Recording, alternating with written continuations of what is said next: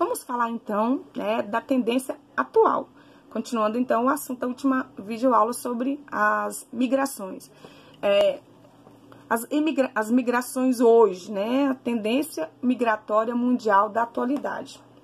Como eu falei, até o século XX, né, a gente teve fluxos migratórios lá do século XV para colonização e exploração. Até o século XX, né, foi bem intenso o fluxo da Europa para a América, da África também para a América. E a tendência hoje da atualidade, a gente vai ver que é o quê? Pós-guerra mundial vai ser da África e da América para reconstruir a Europa, e também hoje, né, da África para a Europa e da África para a América em busca de melhoria de vida. Então, nós temos hoje, dá uma olhadinha, ó, um número de imigrantes internacionais. Esse dado, né, do século XXI, ó, 2013, é a atualidade, né? Que número é esse? Você vê que as cores em laranja bem escuro representam, né, áreas que recebem, que tem mais de 1 milhão de imigrantes, tá? E em 2013, esse número de imigrantes internacionais no planeta atingiu 232 milhões, né, registrando aí um aumento de 33%. Em 2013, também 71 milhões de imigrantes internacionais, ou seja, 74% de todos os imigrantes, né, eles tinham entre 20 e 64 anos. Então, a faixa etária é bem extensa. Não é só a população jovem, né? Você vê que 64 anos já alcançou a população idosa. Então, vamos lá. Por que hoje as pessoas estão mudando? Aqueles motivos no início da unidade são os mesmos. Ou por questões, né, políticas, ou por questões sociopolíticas, ou por questões espontaneamente, né? Então, ou por perseguição, por estar se refugiando de guerra, tá? Então, vamos ver aqui, ó. Quais são os países que recebem, então, o maior número de imigrantes hoje? Como eu falei anteriormente, os Estados Unidos lideram o ranking. De todos os imigrantes, 46%, dos 100% de imigrantes que nós temos lá, ó, os que nós falamos aqui, que constituem lá, ó, 232, isso no número de 2013, né? São 7 anos, ou seja, esse número aqui deve ter passado os 300 milhões de imigrantes. Imagina, dos 300 milhões de imigrantes, 46%, quase a metade deles, vai para os Estados Unidos, tá? Para a Federação Russa vai 11, para a Alemanha 10, Arábia Saudita 9, os Emirados Árabes 8, Reino Unido 8 e assim por diante. Então, quem lidera é a Federação Russa, aqui, e os Estados Unidos, e os países europeus também. Então, por quê? Porque são países desenvolvidos, e são países que, com hoje o advento da internet, né, as pessoas pesquisam e se informam como é o padrão de vida, como é a qualidade de vida, como é a questão da oferta de emprego, né, isso atrai bastante. Atualmente, também a Austrália tem se tornado um país que atrai um grande número de imigrantes, mas menor do que os Estados Unidos e o Canadá, por exemplo, né? E, obviamente, os países da Europa, tá?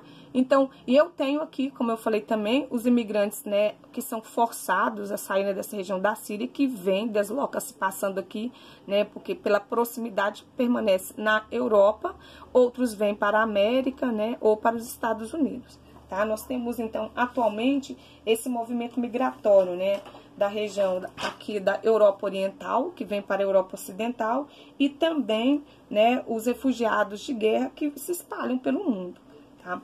Quando eu tenho um número grande, como é o caso dos sírios, que são forçadamente obrigados a sair da sua terra por questão de guerra, nós chamamos esse movimento de diáspora. Diáspora é um movimento de deslocamento forçado de um grande número, né, da população de um país para regiões vizinhas. A gente lembra que uma diáspora que aconteceu foi dos judeus que, né, forçadamente saíram da terra que chamamos hoje, né, de Israel, e que se espalhou pelo mundo, entrando aqui para a Europa e constituindo, né, no território europeu um grande número de imigrantes. Depois, no período do nazismo, eles foram perseguidos por Hitler, tá? Então, vamos lá. Aqui no mapa você vê com mais precisão, então, isso que eu estou falando, né? A Argentina, aqui na América do Sul, também atrai um grande número. E de onde? No caso da Argentina, são dos países vizinhos, como, né, os venezuelanos, os bolivianos, que por questão política, né, por questão de ditadura, tem saído muito. O Brasil, que está no grupo de entre receber 100 mil até um milhão de refugiados. E eles vêm muito aqui, ó, do Haiti, tá? Da Bolívia, né, da Venezuela. A África do Sul também recebe muito de países vizinhos do próprio continente. E a Austrália, como falei, dessas áreas vizinhas aqui, que são pequenos países, né, com extensão territorial pequena e com dificuldades econômicas. Então, a Austrália, como é um país desenvolvido, acaba atraindo esse fluxo migratório. Então, hoje, atualmente, se eu olhar, o que acontece? Olha só para você ver que o sonho do imigrante chegar no país, de conseguir trabalho, melhorar a vida, não é tão simples assim. Então, você tem um monte de imigrante legal. Eles são ilegais porque não tiveram autorização do governo para morar ali. Eles acabam não tendo condição de trabalhar legalmente e ficam, né, desabrigados, morando em rua, como você está vendo aqui, ó. Mesmo nos Estados Unidos eu vou encontrar isso? Mesmo nos Estados Unidos eu vou encontrar.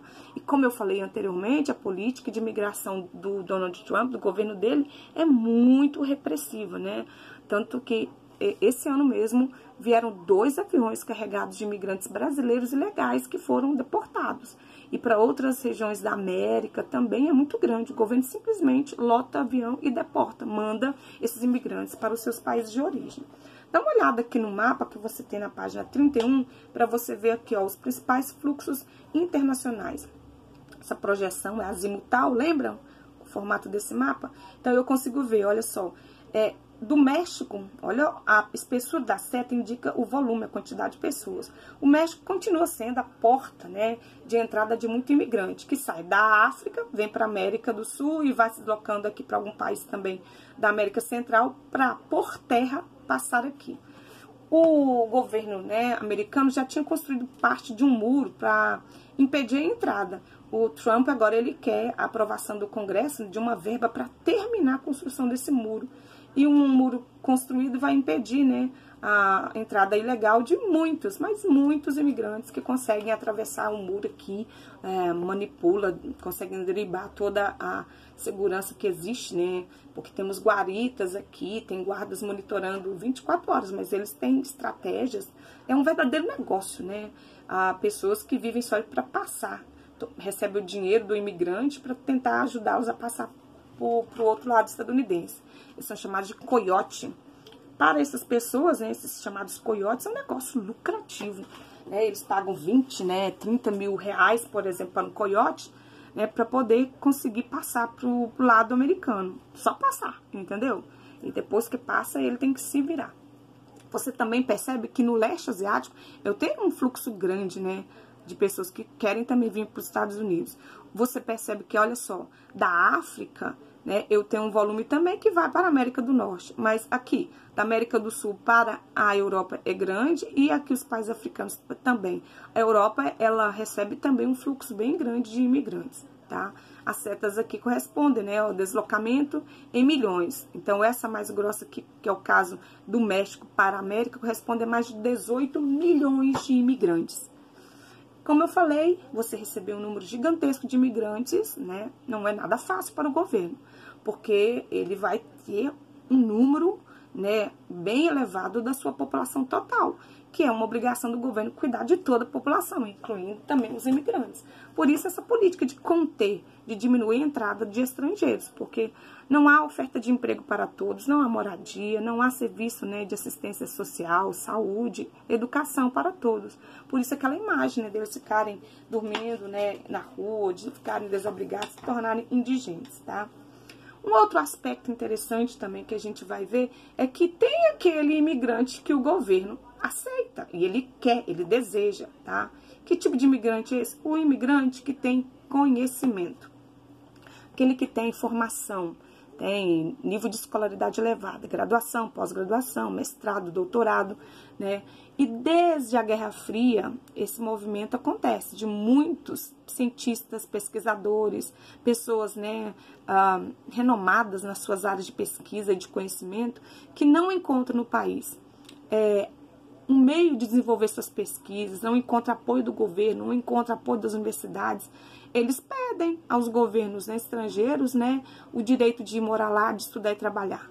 Esse tipo de imigrante é bem-vindo. Estados Unidos, né, na época da Guerra Fria, lá, e depois da Segunda Guerra Mundial, 1948, 49, 50, até os anos da década de 90, os Estados Unidos foi um país que atraiu muito esses, né, cérebros especiais. Essa migração chama migração de cérebros, né? O mercado disputa, olha para você ver o termo, acirradamente a mão de obra qualificada. Se você, né, brasileiro, estudou, tem uma boa qualificação, fez mestrado, doutorado, você não vai ter nenhum problema para entrar nos Estados Unidos. Você não vai ter o visto recusado, entendeu? Quem é que não tem o visto, né? Não consegue ter o visto? Quem é que tem o visto recusado? Aquele que, né, o próprio governo, né, vai perceber que está entrando para trabalhar, para melhorar de vida. Então, quando nós vamos viajar para os Estados Unidos, a gente precisa do passaporte, do visto. E a gente faz uma entrevista no consulado americano, né, e o cônsul, ele vai saber, pela nossa formação, pelo nosso trabalho, pela nossa qualidade de vida, se a gente está indo de verdade como turista, ou se a gente está pedindo um visto como turista, mas para aproveitar e ficar lá, para trabalhar. Porque é dessa forma que a maioria dos imigrantes que juntam uma graninha aqui entram nos Estados Unidos. Trabalha, junta uma grana, consegue, né, um visto falando que vai para Disney ou fazer qualquer outra viagem de turismo, mas, porque como turista você pode ficar no máximo 2 meses, venceu esses 2 meses, ele permanece lá ilegalmente. Ou ele tenta casar-se com um estadunidense ou uma estadunidense para ter o direito, porque casando tem o direito, ou ele vai ficar sempre, né, clandestino. Não pode nem ir ao médico se precisar, se tiver problema de saúde, porque quando ele mostrar os documentos, imediatamente ele será preso e deportado. Deportar significa mandado embora naquele momento. Mas mesmo assim, correndo esse risco, todos os dias, centenas de povos latinos, povos africanos, brasileiros, né, estão tentando entrar nos Estados Unidos de forma ilegal, por causa do sonho, né, americano de vida. Sonho de vida americano. Então, a África, ela enfrenta o êxodo de médicos. Essa situação que eu falei, né? Um continente pobre, um continente que já tem dificuldades sérias, né?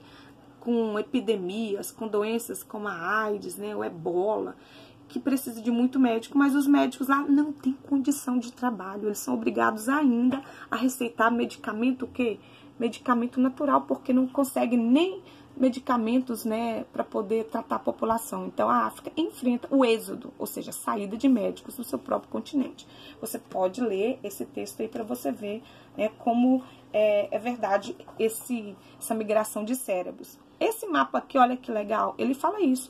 Os principais locais com carência de profissionais na área da saúde no mundo, né? País com carência crítica, ou seja, não tem quase ninguém. Que países são esses? Ó, os países africanos lideram esse ranking. Você pode ver aí, ó, os países africanos lideram esse ranking. A Índia, Paquistão, né, e outro, o Azerbaijão aqui, Minamar, outros países aqui, ó, vizinhos. A região aqui, né, da Filipinas, né, Guiné-Bissau. Eu tenho aqui, ó, Bolívia não, né, o Peru, o Equador não, mas o Peru, aqui é o Peru, Costa Rica, Panamá. Então, os países aqui na América Central, aqui o Peru, os países africanos, né, aqui no Oriente Médio, a Índia e outros países vizinhos, a própria ilha de Madagascar, Guiné-Bissau, né, todos esses países, então, falta profissional na área de saúde. E onde será que estão? Provavelmente, né, estão na Europa, na América, trabalhando em países onde há condição de trabalho, salário digno. Vamos pegar um caso aqui, ó, que a gente já teve no Brasil. Os médicos cubanos que vieram trabalhar no Brasil, né, de certa forma foram forçados pelo próprio governo cubano. Quando chegaram aqui, a gente teve o conhecimento da realidade. Dos 12 mil, que era o salário que o governo brasileiro pagava para eles só ficavam com 3 mil. Né, o restante tinha que ser entregue ao governo cubano, como uma forma de pagar, né, pelo estudo que ele teve gratuito lá. Mas você pensa que o médico cubano que pôde ficar aqui no Brasil, quando eles foram obrigados a deixar, né, o país, o governo deixou. Quem quisesse ficar aqui, ficaria. Muitos ficaram. Por quê? Porque jamais vão ganhar esse salário em Cuba, tá?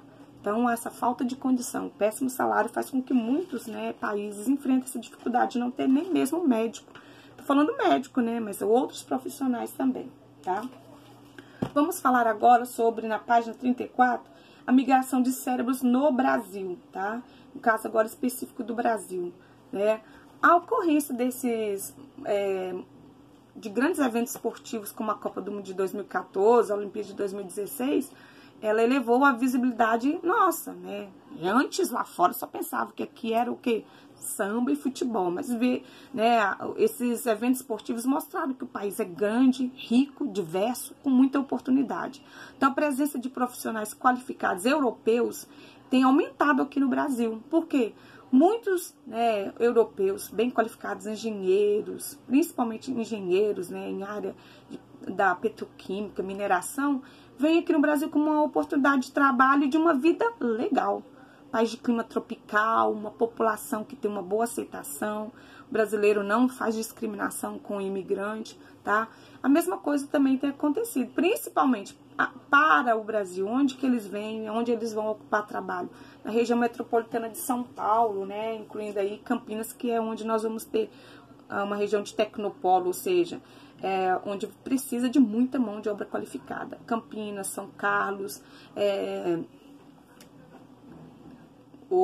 São José dos Campos, são todas regiões que a gente chama de tecnopolos, que é onde tem universidade e onde tem indústria também. Então, associando indústria e universidade, forma o que eu chamo de tecnopolo. E é para essas regiões, né, que vêm esses imigrantes qualificados para o Brasil. Então, o Brasil também atrai esse tipo de profissional qualificado, tá? Agora, dá uma olhada aqui na página seguinte, como eu falei que nós recebemos um número também significativo, não tão grande como Estados Unidos, né, os países europeus, mas quem são os imigrantes e qual a rota que eles fazem para chegar para o Brasil?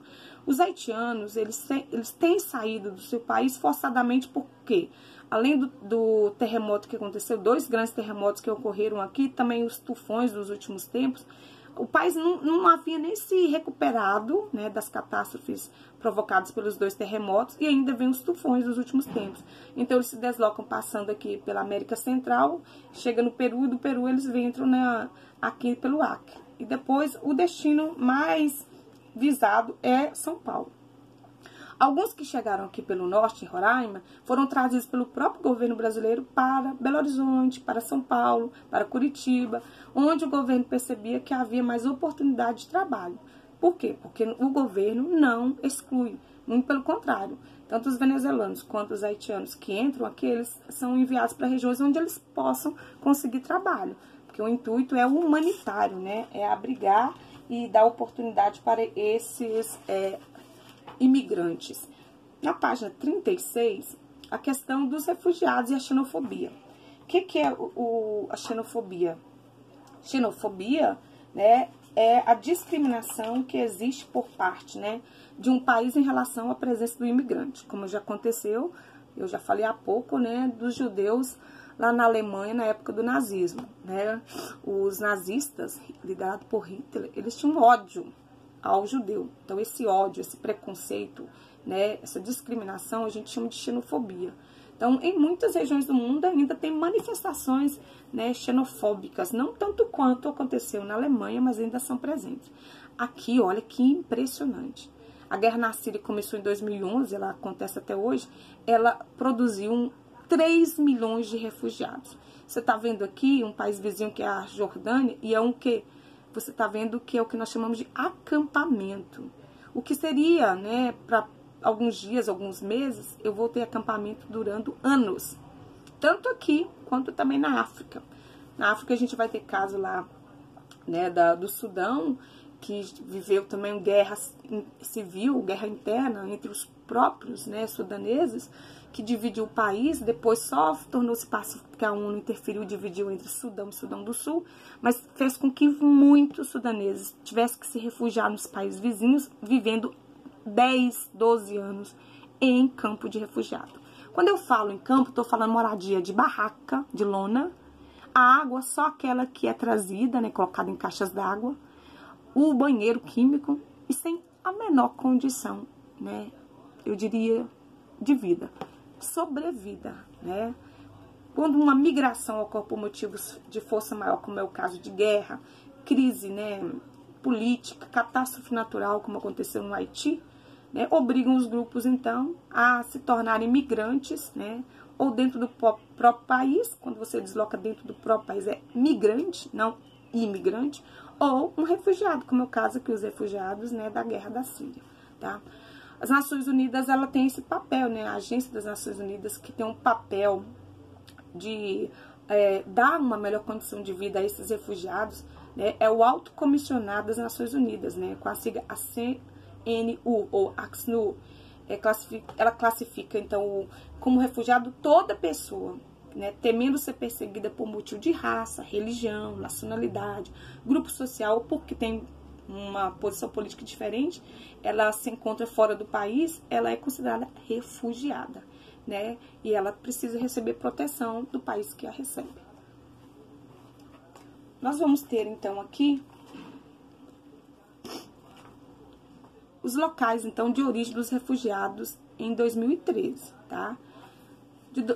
O dado é de 2013, então você vê aqui, ó, dos 100% dos refugiados, daqueles que são deslocados, são obrigados a sair por todas essas questões que a gente falou, né? Guerra, opinião política, situação diversas, eles são de onde? 66% é da Ásia, 18% da África, 5% não está específico, são de diversas regiões, e 9% da Europa.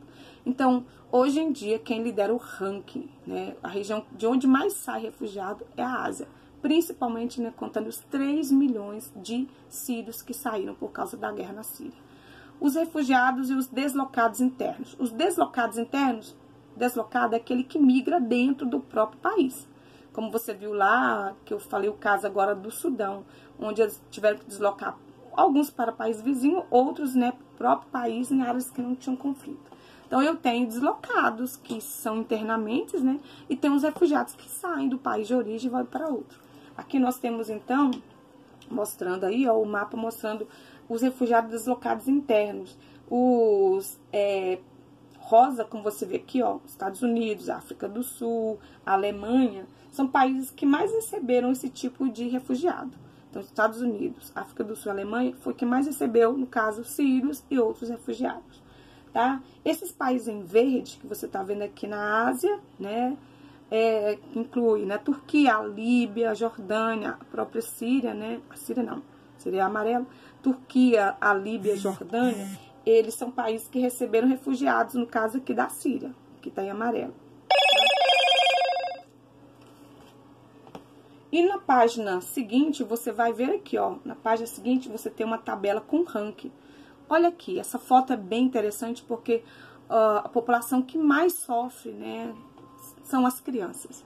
Elas são forçadamente, né, levadas para outras regiões onde muitas vezes elas não têm oportunidade de estudar.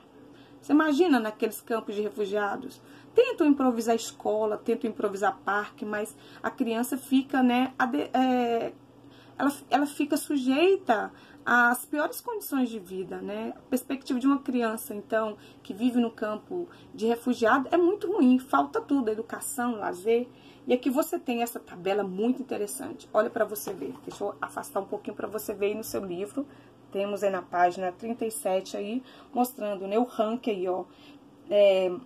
Os 10 países, né, país de origem de refugiado. De onde saem, tá? Ó, o Afeganistão, 2,5, a Somália, isso em milhões, né? 2,5 milhões do Afeganistão, da Somália também, aqui o Iraque, né? Nós temos aqui a Síria, aqui esse número que é de 2012, não está atualizado, a Síria, ela provavelmente ela está aqui no número 1 agora. A República Democrática do Congo, que faz parte lá daqueles países subsaarianos, junto com o Sudão, né? A Eritreia também é um país africano que está nessa região da África subsaariana muito pobre. Então, você vê que, ó, eu tenho países asiáticos, africanos e também países, né? Vietnã e Mianmar são países da costa sudoeste da Ásia, né? O Vietnã da costa leste e Mianmar da costa sudoeste. E da China também, saem muitos chineses para outras regiões do mundo. E aqui você tem, ó, países de destino, né? Quem são os países que mais recebem? Né? O Paquistão recebe muita gente, o Irã, a Alemanha, o Quênia na África, a Síria. A Síria sai, né? Muitos saem de lá por causa da guerra, mas ela também recebe dos países vizinhos. Etiópia recebe também, principalmente da Eritreia, que é o país vizinho da Etiópia. Chad é outro país também africano, recebe provavelmente do Congo, que é próximo à Jordânia, fica ali na região da Ásia, que recebe também um número grande. A China, o movimento tanto de saída quanto de entrada de imigrantes, e a Turquia também. E aqui você também, o país, né, de número de deslocados internos. Aqui, interno, ou seja, a população não sai dentro do próprio país, só muda de uma região para outra dentro do próprio país. Esse gráfico é bem interessante, vale a pena você dar uma olhadinha e estudar ele, tá? Vamos encerrar o vídeo agora e no próximo vídeo a gente já vai finalizando essa unidade. Até lá!